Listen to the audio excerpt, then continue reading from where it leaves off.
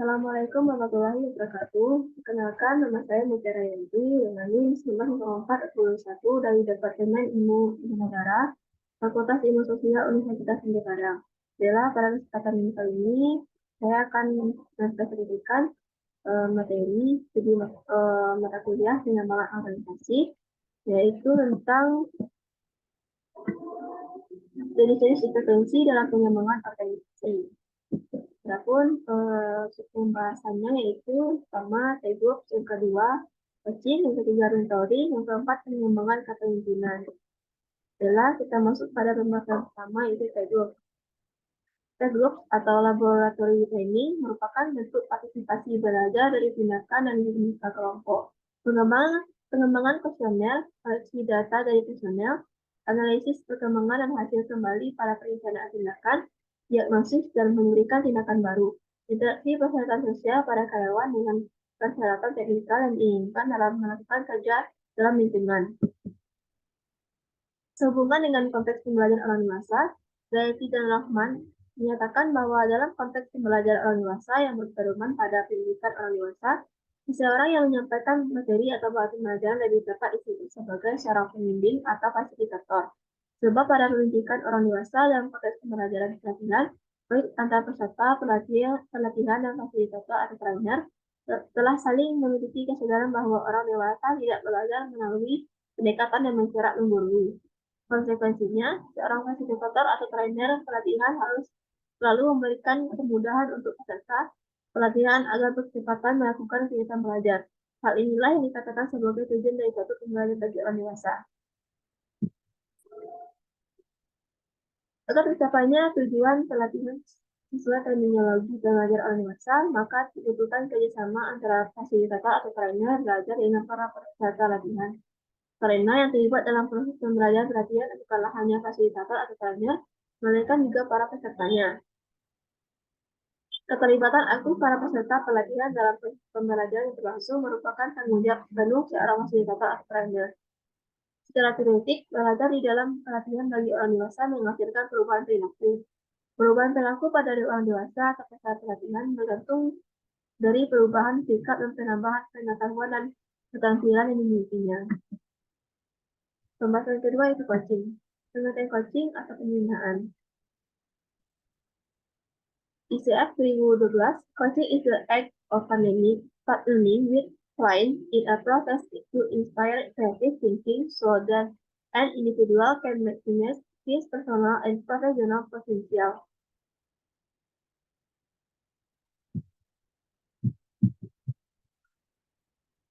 Yang berarti, coaching adalah tindakan bermitra dengan klien dalam proses untuk menginspirasi pemikiran kreatif sehingga seorang individu dapat memaksimalkan potensi pribadi dan profesionalnya. Yang kedua itu, menurut Pak Jo 2005, the use of coaching in organization, whether it is business, leadership, or executive training, has grown substantially into established practice in a number of organizations and continues to evolve. Yang berarti penggunaan coaching dalam organisasi, baik itu bisnis, kepemimpinan atau pelatihan eksekutif telah berkembang secara substansial menjadi praktik yang mapan di sejumlah organisasi yang terus berkembang. Sedangkan menurut William 2005, it is used in organizational settings to improve the performance of employees and organization in a number of ways, including but not limited to helping to streamline learning in organization, training success and career training, project satisfaction, flexibility, interpersonal relationships, and leadership and management skills. Yang berarti itu digunakan dalam pengaturan organisasi untuk meningkatkan kinerja karyawan, tim dan organisasi dalam sejumlah cara, termasuk tetapi tidak terbatas pada membantu merampingkan pembelajaran dalam organisasi, merencanakan keberhasilan dan perencanaan karir untuk kepuasan kerja, fleksibilitas, hubungan interpersonal, dan keterampilan kepemimpinan dan manajemen. Adapun tujuan coaching yang pertama itu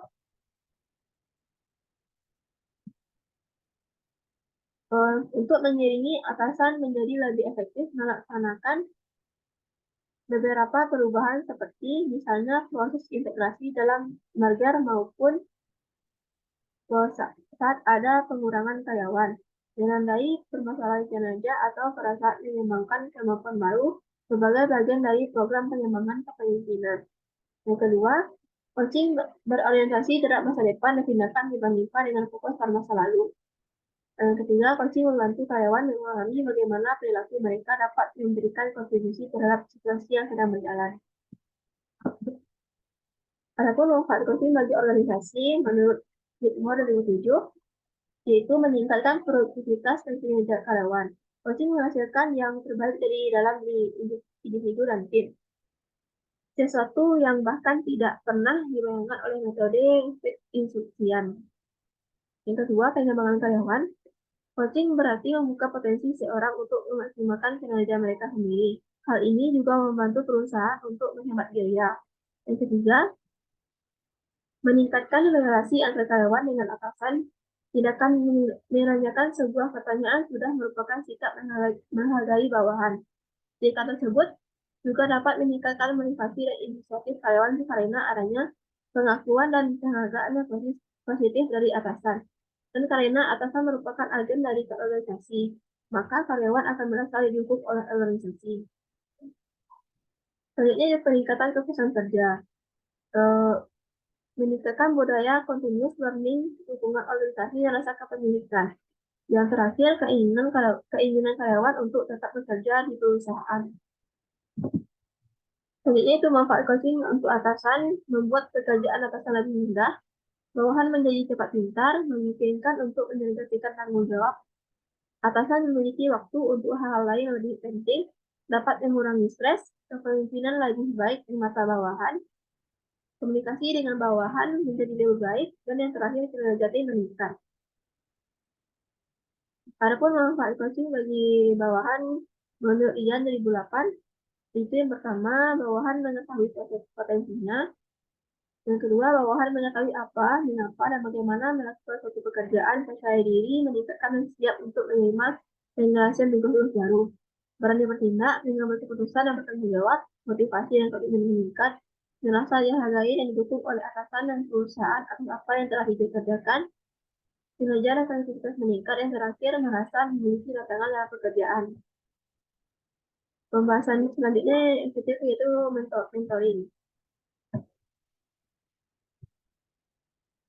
Mentoring adalah pembimbingan peningkatan kinerja melalui transfer pengetahuan, pengalaman, dan keterampilan dari orang yang lebih berpengalaman pada bidang yang sama.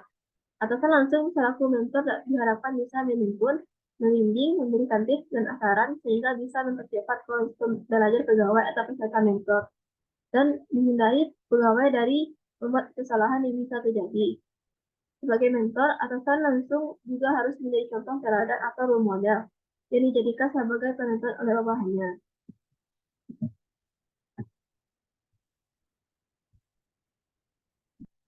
Fokus dari mentoring adalah mengembangkan diri dari karir penekanan mentoring, lebih kepada upaya membangun relasi antara atasan langsung dengan pegawai, tidak seperti coaching yang menentukan pada pencapaian tujuan. Mentoring juga bisa dimaknai sebagai hubungan kerja kerjasama saling menghubungkan antara dua orang yang memberikan kesempatan pembelajaran berdasarkan pada dukungan, kritik membangun, keterbukaan, penghargaan, dan motivasi untuk saling berbagi. Pembahasan terakhir yaitu pengembangan kepemimpinan. Kepemimpinan secara umum berarti kemampuan dan kesiapan yang dimiliki oleh seseorang untuk mempengaruhi, mendorong, mengajak, menuntut, menggerakkan, mengarahkan, dan bila perlu memaksa orang lain atau kelompok agar menerima pengaruh tersebut dan selanjutnya berbuat sesuatu yang dapat membantu tercapainya tujuan tersebut tertentu yang telah ditetapkan. Ketika pendekatan kepemimpinan dilihat secara sempit, maka proporsi kekuasaan yang dimilikinya dapat dipersepsikan lebih kecil ketika kita melihat pengertian kepemimpinan tersebut dalam pengertian luas. Baik dalam konsepsi formal maupun informal, bahwa kadar kekuasaan akan sangat bergantung pula proporsinya kepada cara pandang kita terhadap kepemimpinan. Pengembangan kepemimpinan atau leadership development sebenarnya dapat diartikan sebagai suatu perluasan dari kapasitas seseorang dalam menjalankan suatu pengelolaan guna mencapai suatu yang lebih efektif dalam peran dan proses kepemimpinan. Peran dan proses kepemimpinan yang terdapat dalam pengelolaan merupakan peran dan proses yang memungkinkan dari sekelompok orang dalam menjalankan suatu pekerjaan bersama agar mampu memperoleh yang produktif dan bermanfaat. Terdapat 3 hal penting dalam pengembangan kepemimpinan. Yang pertama, pengembangan kepemimpinan diarahkan terhadap suatu pengembangan kapasitas individu atau terdapat suatu tujuan utama berupa kapasitas individu. Yang kedua, terdapatnya sesuatu hal yang mampu membuat seseorang menjadi efektif ketika berperan dan berproses dalam kepemimpinan. Setiap orang yang memiliki sesuatu kelebihan serta kekurangan dalam kehidupannya harus mampu melakukan pengambilan peran dan berpartisipasi dalam proses kepemimpinan supaya mampu melaksanakan tanggung jawabnya dalam masyarakat sekitarnya, organisasi di mana mereka bekerja, kelompok profesional di mana mereka diakui keberadaannya, tetangga di mana mereka bermasyarakat, dan seterusnya. Yang ketiga, individu dapat memperluas kapasitas kepemimpinannya. Kuncinya adalah bahwa setiap orang bisa belajar, tumbuh, dan berubah. Baiklah, sekian penyampaian materi dari saya. Mohon maaf apabila terdapat kesalahan dan kekurangan. Saya akhiri dengan Assalamualaikum warahmatullahi wabarakatuh.